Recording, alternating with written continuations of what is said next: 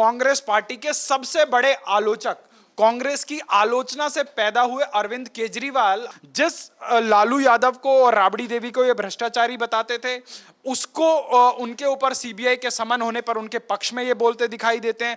जिस शरद पवार को ये सबसे बड़ा भ्रष्टाचारी बताते थे, उसके जो है जिसके ये स्विस बैंक के खाते तक बताते थे, उसके हाथ में हाथ मिला के उनके पैरों पे पड़े दिखाई दिए। ये आज उसी विधानसभा के अंदर उसी की पार्टी के तमाम विधायक पानी की समस्या के ऊपर, स्वास्थ्य की समस्या के ऊपर केजरीवाल के फर्जी मॉडल का उन्होंने किस प्रकार से पर्दाफाश कर दिया है। मुझे लगता है तो अरविंद केजरीवाल की हालत आज के डेट में सावन के उस अंधे भैंस की जैसी है कि जिसको जो है 12 मास हरा हरा दिखाई देता है। नमस्कार, स्वागत है आपका हमारे चैनल पर। मैं हूं आपके साथ शिप्रा सैनी। दिल्ली के मुख्यमंत्री अरविंद केजरीवाल मनमाने तरीके से दिल्ली विधानसभा का सत्र बुला रहे हैं और एक बार फिर उन्होंने 2 दिन का सत्र बुलाया, लेकिन इस सत्र में उन्होंने प्रधानमंत्री नरेंद्र मोदी, मणिपुर के मुद्दे को लेकर जमकर कोसा उन्हें, और साथ ही आपको बता दें दिल्ली अध्यादेश बिल जो सरकार लेकर आई उस पर भी अपनी बौखलाहट दिखाई है। इस पूरे मामले पर विस्तार से बातचीत करेंगे।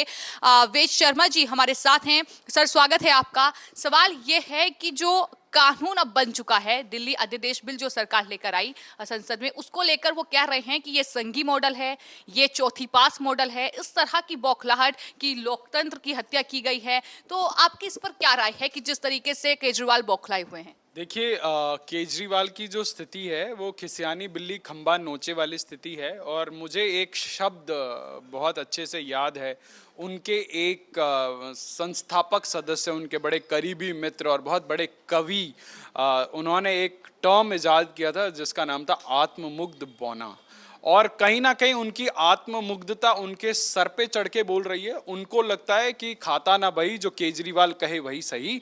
और उसी की भड़ास जब जब उनको जो है मोदी जी के खिलाफ या केंद्र सरकार के खिलाफ कोई भड़ास निकालनी होती है, तब वो अपने विशेषाधिकार का प्रयोग करते हैं, आधे दिन का सदन बुलाते हैं और उसके बाद जो है वो जम के केंद्र की सरकार को कोसने का काम करते हैं। देखिए, या तो अरविंद केजरीवाल को कोई नज़र में कोई समस्या है, या उनके शायद उसके साथ साथ कान में भी समस्या है, और उनका मुझे लगता है विवेक शून्य हो गया है। देश के प्रधानमंत्री ने मॉनसून सत्र शुरू होने से पहले मणिपुर पे बोला, देश के प्रधानमंत्री ने सदन के अंदर बोला, और देश के प्रधानमंत्री ने लाल किले के प्राचीर से 15 अगस्त को भी मणिपुर के बारे में बोला। इतना सब कुछ बोलते हुए यदि अरविंद केजरीवाल को ये दिखाई सुनाई और समझ नहीं आता, तो मुझे लगता है कि अरविंद केजरीवाल को अपने नज़दीकी किसी मोहल्ला क्लिनिक में जाके अपना इलाज करा लेना चाहिए, जो वो कराते नहीं है। इलाज कराने के लिए वो विशेष जो है रूप से दिल्ली के टैक्स पेयर का पैसा खर्च करके जो है वो बेंगलोर जाते हैं। उनके मंत्री लोग जो है बड़े बड़े प्राइवेट हॉस्पिटल में इलाज कराते हैं। आप इस बंदे की राजनीति का निम्न स्तर देखिए। आज उसी विधानसभा के अंदर उसी की पार्टी के तमाम विधायक पानी की समस्या के ऊपर, स्वास्थ्य की समस्या के ऊपर केजरीवाल के फर्जी मॉडल का उन्होंने किस प्रकार से पर्दाफाश कर दिया है, उसके ऊपर कुछ काम करने के अलावा केजरीवाल दिल्ली के बाहर हर विषय पर बोलेंगे। केजरीवाल यूएन पर बोलेंगे, केजरीवाल यूएस में कुछ होगा बोलेंगे, केजरीवाल हर उस चाहे अनचाहे विषय पर बोलेंगे जो केजरीवाल की ज्यूरिडिक्शन से बाहर आता है। परंतु जो विषय केजरीवाल के अपने कार्य क्षेत्र के अंदर हैं, उसके ऊपर ना वो बोलेंगे ना वो काम करेंगे। देश के इकलौते मुख्यमंत्री हैं जो सबसे अधिक तनख्वाह पाते हैं, देश के इकलौते मुख्यमंत्री हैं जिनके पास कोई पोर्टफोलियो नहीं है, और देश के मुख्यमंत्री इकलौते मुख्यमंत्री हैं जिसको दिखास और छपास की सबसे जो है बुरी बीमारी है। आप सोचिए, अभी आपने देखा हमारी हॉकी की टीम एशिया कप जीत के आई। आपके चैनल के माध्यम से मैं देश की जनता को बताना चाहता हूं कि उस हॉकी को स्पॉन्सर करने वाला मुख्यमंत्री कौन है? उड़ीसा का मुख्यमंत्री। आपने क्या उड़ीसा के मुख्यमंत्री को उसका क्रेडिट लेते हुए देखा? कभी कहीं ऐड देते हुए देखा? कभी आपने कुछ करते हुए देखा? आपने बिल्कुल नहीं देखा होगा। देश में तमाम मुख्यमंत्री हैं जो अपना काम चुपचाप कर रहे हैं और अच्छे तरीके से कर रहे हैं। भाजपाई भी कर रहे हैं, गैर भाजपाई भी कर रहे हैं, परंतु भारत के स्वतंत्र भारत के राजनीतिक इतिहास में इकलौता मुख्यमंत्री ये है जो काम से ज्यादा बवाल करने में जो है अपनी एक्सपर्टीज रखता है। अब सोचिए अगर कहीं पे एक पाइप लगा दी, उसका जो है पर्चा छप जाता है, उसका विज्ञापन हो जाता है। मतलब इनकी हालत ये हो गई है कि किसी अगर शौचालय में ये एक मग्गा रखवा दें तो ये उसका विज्ञापन कर दें। तो आज एक विज्ञापन जीवी सरकार जो ये अरविंद केजरीवाल चला रहे हैं, इनको टीवी पर दिखने की, इनको हर जगह दिखने की इतनी लालसा हो गई है कि हर विषय पर आकर बोलना है, परंतु जो दिल्ली के विषय हैं उस पर नहीं बोलना है। आप सोचिए जो मुख्यमंत्री अपने घर में लाखों के पर्दे लगवा रहा है, जब दिल्ली की जनता कोविड में हाहाकार कर रही थी तब ये भाई साहब चुपचाप 50 करोड़ का शीश महल बनवा रहे थे, और जब दिल्ली में बाढ़ आती है तो ये जो है 10,000 रुपए का मुआवजे की घोषणा करके जो है खाना पूर्ति का काम करते हैं।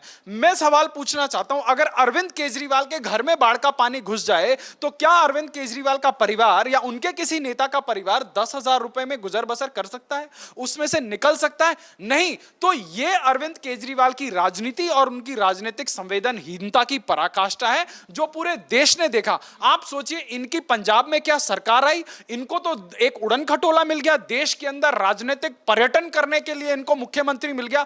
ये ना खुद काम करते ना पंजाब के मुख्यमंत्री को काम करने देते, उनका हेलीकॉप्टर चापा और चल भाई। कहां जा रहे हैं? छत्तीसगढ़ जा रहे हैं।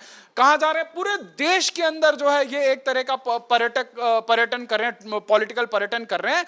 और वहां पे पंजाब के अंदर हाहाकार है, वहां लॉ एंड ऑर्डर की स्थिति बिगड़ी हुई है। चंडीगढ़ के अंदर बताया जा रहा है कि वहां जो है पंजाब के अंदर सरकारी सेवाओं में लोगों को समय पर तनख्वाहें नहीं मिल रही हैं। और ये भाई साहब यहां पे क्या झूठ फैला रहे हैं कि जी इतने सालों में एमसीडी के अंदर जो है पहली बार समय पर तनख्वाह मिली। भाई साहब एमसीडी किस प्रकार से काम करती है दिल्ली की जनता को पता है। जब केंद्र सरकार फंड डिस्पेंस करता था तो उसके ऊपर 6-6 महीने तक यही अरविंद केजरीवाल बैठ जाते थे। आप सोचिए ना जो है वृद्धों को समय पर पेंशन देने के लिए फंड रिलीज करते थे, ना एमसीडी के जो फ्रंट लाइन वॉरियर्स थे, जो सफाई कर्मचारी थे, उनका पैसा मार के बैठ जाते थे। और तमाम एडवर्टीजमेंट के ऊपर अभी जो है तमाम कोर्ट ने इनको जो है फटकार लगाई है कि आपके पास ऐड करने के लिए तो पैसा है, परंतु ट्रांसपोर्टेशन की सुविधा दुरुस्त करने के लिए, वहां देने के लिए आपके पास पैसा नहीं है। तो आपने पंजाब का जिक्र किया और दिल्ली की बात हो रही है, तो वहां पर जो कांग्रेस पार्टी के नेता हैं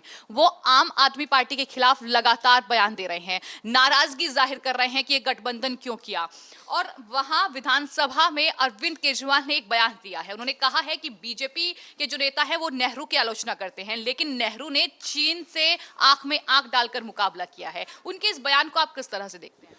देखिए ये तो अब इसके ऊपर क्या ही बोला जाए। जो व्यक्ति ये कह रहा है प्रधानमंत्री के नेतृत्व काल में हजारों स्क्वायर किलोमीटर की जो जमीन है वो उठा के चीन को जो है पुरस्कार के रूप में सौंप दी, और आज कांग्रेस पार्टी के सबसे बड़े आलोचक, कांग्रेस की आलोचना से पैदा हुए अरविंद केजरीवाल अगर ये कहें, मुझे लगता है तो अरविंद केजरीवाल की हालत आज के डेट में सावन के उस अंधे भैंस की जैसी है कि जिसको जो है 12 मास हरा हरा दिखाई देता है। तो अरविंद केजरीवाल ने जो ये पॉलिटिकल यू टर्न लिया है, मुझे लगता है कि भारत के पॉलिटिकल इतिहास में इससे बड़ा जो है पॉलिटिकल यू टर्न कुछ नहीं हो सकता। जिस लालू यादव को और राबड़ी देवी को ये भ्रष्टाचारी बताते थे, उसको उनके ऊपर सीबीआई के समन होने पर उनके पक्ष में ये बोलते दिखाई देते हैं। जिस शरद पवार को ये सबसे बड़ा भ्रष्टाचारी बताते थे, उसके जो है जिसके ये स्विस बैंक के खाते तक बताते थे, उसके हाथ में हाथ मिला के उनके पैरों पे पड़े दिखाई दिए। ये जिस स्टालिन और स्टालिन के परिवार को भ्रष्टाचारी बताते थे, कैसे उसके यहाँ चरण वंदना करने अरविंद केजरीवाल पहुंच गए। तो ये अरविंद केजरीवाल की हालत वो हो गई है कि जिन्होंने देश की जनता को बोला कि जी मैं नए किस्म की राजनीति करूंगा और जो है भ्रष्टाचार का खात्मा कर दूंगा और मैं जो है भ्रष्टाचारियों को चैन से जीने नहीं दूंगा, और आज ये उन्हीं भ्रष्टाचारियों के साथ मिलकर चैन से जीना चाहते हैं। दिल्ली के और जो है पंजाब के लोगों के टैक्स के पैसे को निगल जाना चाहते हैं। जहां ये बोलते थे कि जी मैं ना बंगला लूंगा ना गाड़ी लूंगा, पुरानी वैगनार से लेकर तमाम चीजें दिखाते थे, आज पूछिए कितने करोड़ की गाड़ी में चलते हैं। उनके कार्यालय के अंदर बताया जाता है कि करोड़ों रुपए का तो सिर्फ चाय और जो है समोसों का बिल आ जाता है। ठीक है, एक प्रदेश के एक नगर निगम जितनी प्रदेश के मुख्यमंत्री हैं, ठीक है, जनप्रतिनिधि हैं, मुख्यमंत्री हैं, उनके यहाँ लोग आएंगे जाएंगे, पर जो आपने कहा और आपने किया, आपके 4 परिवार के घर में बताया जा रहा है 1 दर्जन जो है टेलीविजन लगाए जा रहे हैं, एलईडी टेलीविजन, जिनकी करोड़ों रुपए की जो है कीमत बताई जा रही है। तो ये अरविंद केजरीवाल की राजनीति है। दिल्ली की जनता देख चुकी है, देश की जनता देख चुकी है। और अरविंद केजरीवाल ये जो रोज अपनी फ्रस्ट्रेशन निकालने के लिए टैक्स पेयर का पैसा खर्च करते हैं, विधानसभा का विशेष सत्र बुलाते हैं, प्रधानमंत्री को गाली देते हैं और जो है रात को चुपचाप जाके सो जाते हैं, ये ना देश के हित में है, ना दिल्ली के हित में है। और दिल्ली की जनता जो है इनको माकूल जवाब देगी।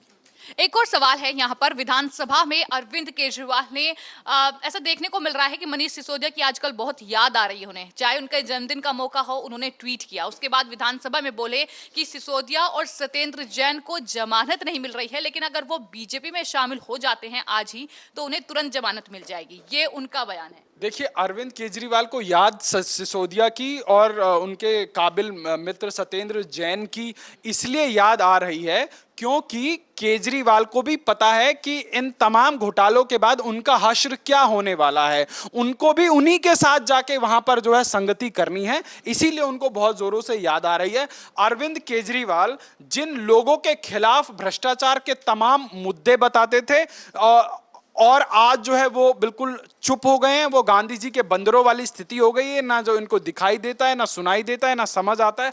आज मैं मीडिया के साथियों से अनुरोध करता हूं कि भाई आप बताओ ना, वो जो 500-500 हजार पन्नों की फाइलें होती थी वो कहां गई? वो धरती निगल गई, आसमान खा गया, कौन खा गया?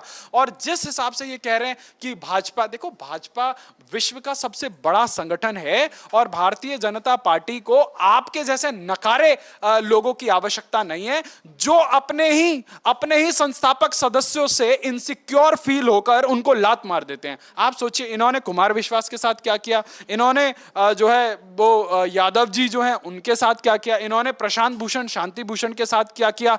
आप सोचिए, इनके साथ वो जुड़े हुए तमाम सिविल सोसाइटी के लोग आज कहां हैं और क्या कर रहे हैं। वो सब लोग अन्ना हजारे के साथ क्या किया, जिन्होंने जो है केजरीवाल को जो है प्रमोट किया और केजरीवाल को एक राजनेता के रूप में पैदा किया। आज अरविंद केजरीवाल ने उनके साथ क्या किया। तो जो व्यक्ति स्वयं चोर होता है उसको जो है सभी लोग जो है उसी हिसाब के नजर आते हैं। तो ये भारत के राजनीति की विडंबना है कि आप आए तो भ्रष्टाचार के खिलाफ बिगुल बजाने को लेकर थे, पर अब आप भ्रष्टाचारियों के साथ मिलकर बिगुल बजाने लग गए। ये आपकी आज की सच्चाई है और देश की जनता अरविंद केजरीवाल के झांसे में अब नहीं आएगी। ये कह रहे हैं कि जी दिल्ली की 7 सीटें नहीं आएंगे। मैं तो ये पूछता हूं कि अरविंद केजरीवाल जी, आप इतने महान नेता हैं, आप 2 बार आप लोकसभा के चुनाव लड़ लिया, आपका एक सांसद जीत के दिल्ली से क्यों नहीं आता? क्यों दिल्ली की जनता जो है आपके ऊपर भरोसा नहीं करती? क्योंकि आपने जो विधानसभा का चुनाव था उसमें तो आपने अंकों की जो है बाजीगरी सीख ली। कांग्रेस ने जो है आपको अपना वोट शेयर ट्रांसफर करा दिया और जिस कांग्रेस का 2019 के चुनाव में 16% वोट होता है लोकसभा में, वहीं 2020 में जो उसका 2.5% वोट होता है, 14.5% वोट कहां चला गया? वो अरविंद केजरीवाल को सिस्टमैटिक तरीके से जो कराया गया। और आज कांग्रेस के संगठन में सबसे बड़ी समस्या यह है कि जो कांग्रेस का शीर्ष नेतृत्व है वो जमीनी राजनीतिक हकीकत से रूबरू नहीं है। वो केजरीवाल से कहीं ना कहीं गठबंधन करके उसका बेनिफिट लेना चाहता है और जो राज्य स्तर के कांग्रेस के नेता हैं वो लोग इससे बिल्कुल नाखुश हैं। तो आपने संदीप दीक्षित का आपने बयान सुना होगा, आपने पंजाब के तमाम नेताओं का बयान सुना होगा और किस प्रकार की बयानबाजी हो रही है। तो कांग्रेस के अंदर ही नेतृत्व में, शीर्ष नेतृत्व और राजनेतृत्व में कितना बड़ा विरोधाभास है, ये देखने को मिल रहा है। एक और सवाल है कि जो ये दिल्ली द्वारका एक्सप्रेस वे है उस पर जो रिपोर्ट आई है कैग की, उस पर काफी बवाल है। उसको लेकर केजरीवाल ने भी ट्वीट किया है और ये कहा है कि मोदी सरकार ने 75 सालों का भ्रष्टाचार का रिकॉर्ड तोड़ दिया है, यानी प्रधानमंत्री को, उनकी सरकार को वो भ्रष्टाचारी कह रहे हैं। इस पर आपकी क्या राय है? देखिए, केजरीवाल गली का वो शैतान बच्चा है जो आपके घर की घंटी बजा देगा, गेट खटखटा देगा और जैसे ही आप गेट तक आएंगे वो भाग लेगा। ऐसे हर गली में ऐसे शैतान बच्चे होते हैं। तो देश की राजनीति में केजरीवाल वही शैतान बच्चा है। ये हर किसी को ऐसे झूठे आरोप लगाते हैं, जब इनको कोर्ट में घसीटा जाता है तो बड़ी बेशर्मी से वहां जाकर माफी मांग लेते हैं और उसके बाद ये पिछली गली से निकल जाते हैं। आप सोचिए, 1-2 नहीं 1 दर्जन ऐसे केस हैं जिसमें केजरीवाल ने उन तमाम राजनेताओं से माफी मांगी और मैं आपके चैनल से उन तमाम राजनेताओं से अब अनुरोध करूंगा, अब की बार ऐसा वाकया हो और केजरीवाल अगर माफी मांगे तो कृपया केजरीवाल को माफ ना करें। केजरीवाल के ऊपर भारतीय जो न्यायिक प्रणाली है उसके हिसाब से जो कड़ी से कड़ी कार्रवाई होनी चाहिए वो हो, और एक नाजीर हो कि जो है राजनीतिक व्यवस्था के अंदर आप इस प्रकार के झूठे आरोप कोई दूसरा व्यक्ति ना लगाए।